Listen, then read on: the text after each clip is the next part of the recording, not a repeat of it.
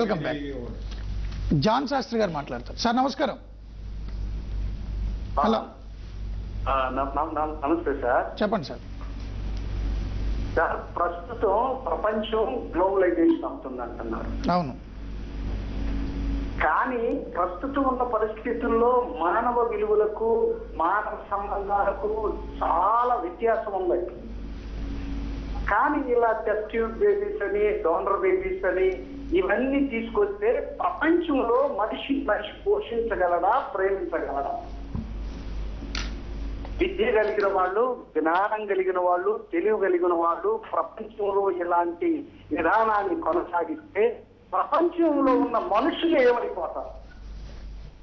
ఇప్పటికే అనాథ శరణాలయాలు, వృద్ధ శరణాలయాలు, తల్లిదండ్రుల మీద ప్రేమ లేకుండా, బిడ్డల మీద ప్రేమ లేకుండా ఒక జంతువు ఒక దానికి తగినటువంటి ప్రసవిస్తే ఆ బిడ్డ చుట్టూ తిరుగుతుంది అది.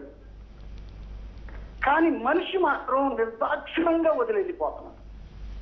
అంటే జంతువు లక్షణాల కూడా భయంకరమైన లక్షణాలు మానవుల్లో ఉత్పత్తి అవుతుంది. విపరీతమైన పోకడతో దూరంతో వెళ్తున్నాయి. కాబట్టి జ్ఞానం కలిగిన వాళ్ళు మానవ విలువల్ని పెంపొందించాల్సిన అవసరం, మనిషికి సంబంధాన్ని పెంపొందించాల్సిన అవసరం చాలా ఉంది ఈ రోజుల్లో. మనం అనుకున్నాం, మనం హైటెక్ యుగంలో ఉన్నాం, గ్లోబలైజేషన్ లో ఉన్నాం, హైటెక్ నాలెడ్జ్ వచ్చింది.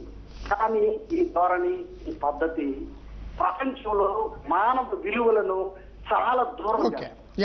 Thank you very much John Shastri గారు, మీ అభిప్రాయం చెప్పండి. ఇప్పుడు ఇది సైన్స్ అభివృద్ధి చెందుతున్నప్పుడు దాన్ని అందుకోవాల్సిన పరిస్థితి మనకుంది. సైన్స్ని అడ్డుకట్ట వేయకూడదు. కొన్ని అవలక్షణాలు ఉన్నాయి కాబట్టి దాన్ని పూర్తిగా సైన్స్ని వాడుకోవడం మానేమని అనకూడదు. అయితే దీన్ని ఏ విధంగా మనం సైన్స్ని పాజిటివ్గా వాడుకోవాలి? ఎందుకంటే భార్యాభర్త ఉన్నారు, భర్తకో భార్యకో లోపం ఉండొచ్చు. సో వాళ్ళు తమ సంతానం తమకు ఉండాలి, వారసత్వం ఉండాలని కోరుకోవడం ద్వారా ఈ ఐవీఎఫ్ ద్వారా వెళ్ళిన నేపథ్యంలో మంచి లక్షణాలు ఉన్నవాడు పుట్టాలని కోరుకోవడం సహజం. ఎందుకంటే డబ్బు ఖర్చు పెడుతున్నారు, సో వాళ్ళు వైద్యానికి వెళ్తున్నారు. ఈ పరిస్థితుల్లో వారసత్వంగా వచ్చేటటువంటి జబ్బులు ఉండకూడదని వాళ్ళు కోరుకోవడం సహజం. ఇప్పుడు మ్యాండ్రికాలను కూడా మనం ఎందుకు బ్యాన్ చేస్తున్నాం? మ్యాండ్రికాలు చేస్తే అవలక్షణాలను పిల్లలు పుట్టే ఛాన్సెస్ ఉండొచ్చు అని. సో అలాంటి వికలాంగులు లేదా ఇతర వ్యాధులు ఉన్న వాళ్ళు పుట్టకూడదు అని కోరుకోవడం వరకు కరెక్ట్. కానీ ఈ రకమైన హైట్ ఉండాలి, ఈ రకమైన పర్సనాలిటీ ఉండాలి, ఈ రంగు ఉండాలి, ఈ రుచి ఉండాలి, ఈ వాసన ఉండాలి అని డిజైనర్ బేబీ స్థాయికి వెళ్తే సొసైటీలో ఎలాంటి ప్రాబ్లమ్స్ వస్తాయి? ఖచ్చితంగా అండి. ఇప్పుడు అక్కడ level of participation of the వైఫ్ని బట్టి ఆధారపడి ఉంటుంది. వాళ్ళిద్దరు కూడా ఒక క్లినిక్కి వెళ్ళి, ఒక బ్యాంకుకి వెళ్ళి, స్పెర్మ్ బ్యాంక్కి, ఈ వైఫ్ యాక్టివ్ పార్టిసిపేట్ అయ్యి మాకు ఈ విధమైనటువంటి లక్షణాలు ఉండాలి అని చెప్పి ఆవిడలో ఉండేటువంటి అంతర్గతంగా దాగి ఉన్నటువంటి భావాలన్నీ బయటపడుతూ ఈ ఆవిడ లైక్ చేసేటువంటి క్యారెక్టర్స్, ట్రైట్స్ అన్నీ చెప్తున్నప్పుడు హస్బెండ్కి ఏమనిపిస్తుంది? ఇందులో నాకు ఎన్నున్నాయి, నేను లవ్ మేకింగ్ చేస్తున్నప్పుడు ఈవిడ ఫీలింగ్స్ ఏముంటాయి? ఎందుకంటే ఈవిడ భావంలో ఇటువంటి ఆలోచనలు ఉన్నాయి కనుక ఏంటంటే వీటిలో అడిగినప్పుడు కూడా ఫిమేల్ అదే అనుకో ఖచ్చితంగా అనుకోవచ్చండి. కనుక వాళ్ళు మెంటల్ స్టేట్లో ఇన్ఫీరియర్గా, లో సెల్ఫ్ ఎస్టీమ్ ఫీల్ అయ్యే అవకాశం ఉంటుందండి. తర్వాత అది అయిపోవచ్చు ఆ ఎపిసోడ్. కానీ ఇంటికి వచ్చేసినాక వాళ్ళ యొక్క మోటివేషన్ లెవెల్ చూసినట్టయితే చాలా డిప్రెషన్ గురయ్యే అవకాశాలు ఉంటాయి. ఎందుకంటే నా భార్య మనసు విప్పి బయటకు చెప్పింది, ఈ క్యారెక్టర్స్ తను ఆరాధిస్తోంది, ఇందులో నాకేమీ లేదు, కనుకే కాబోలు అని చెప్పి అతను జరిగిన సంఘటనలో ఎక్కడైతే ఆవిడ విరక్తి చూపించిందో, ఈయన లవ్ మేకింగ్ చేసేటప్పుడు ఎలా రిజెక్ట్ చేసిందో, ఇవన్నిటికీ ఇంటర్ప్రిటేట్ చేసుకునే అవకాశం ఉంటుందండి. దానికి మీనింగ్ వెతికే అవకాశం ఉంటుందన్నమాట. ఇది చాలా ఎక్కువగా జరిగే అవకాశం ఉంది. అలాగే మీరన్నట్టుగా ఈవెన్ వైఫ్ కూడా అలా ఫీల్ అయ్యే అవకాశం ఉంటుంది. ఓహో, ఇటువంటి క్యారెక్టర్ కలిగినటువంటి వైఫ్ కావాలని ఇతనుకుంది, కానీ నాకు చూస్తే ఇందులో ఏ విధంగానూ లేదని కంపారిజన్ స్టార్ట్ అవుతుంది. దానివల్ల ఏంటంటే వాళ్ళకి అశాంతి, కాన్ఫ్లిక్ట్, సెల్ఫ్ కాన్ఫ్లిక్ట్ డెవలప్ అయ్యే ఉంది. సెల్ఫ్ కాన్ఫ్లిక్ట్ వల్ల ఫ్యామిలీ కాన్ఫ్లిక్ట్ గా దారి సామాజిక సంక్షోభం కూడా రావచ్చు. ఆడపిల్లలు భ్రూణ హత్యలు అనుకుంటున్నాం, ఆడపిల్లలే వద్దనుకోవచ్చు, మగపిల్లలే కావాలనుకోవచ్చు. ఇది రకమైన సంక్షోభాలు కూడా వస్తాయి. అయితే సైన్స్ పరంగా చూస్తే డాక్టర్ కృష్ణ గారు, అక్కడ ఇంకొక విషయం ఏంటంటే జస్ట్ హస్బెండ్ అండ్ వైఫే కాదండి, ఫ్యూచర్లో పుట్టబోయే పాప గురించి కూడా ఆలోచిస్తామండి మనం.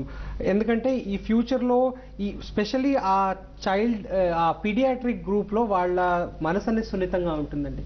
ఎవరో ఫ్యామిలీలో వచ్చేసి నువ్వు మీ నాన్నకు పుట్టలేదు, మీ అమ్మకు పుట్టలేదు, ఫలానా ఇదైంది అంటే వాళ్లకు ఆ వయస్సులో వాళ్ళ మనసు మీద చాలా ఇది మానసికంగా వాళ్ళు ఇబ్బందులు పడతారండి. సో ఈ యొక్క అంశాన్ని కూడా కౌన్సిలింగ్ చేసేటప్పుడు కూర్చోపెట్టి ఆ ఇద్దరు హస్బెండ్ వైఫ్ కి ఎక్స్ప్లెయిన్ చేయడం జరుగుతుంది.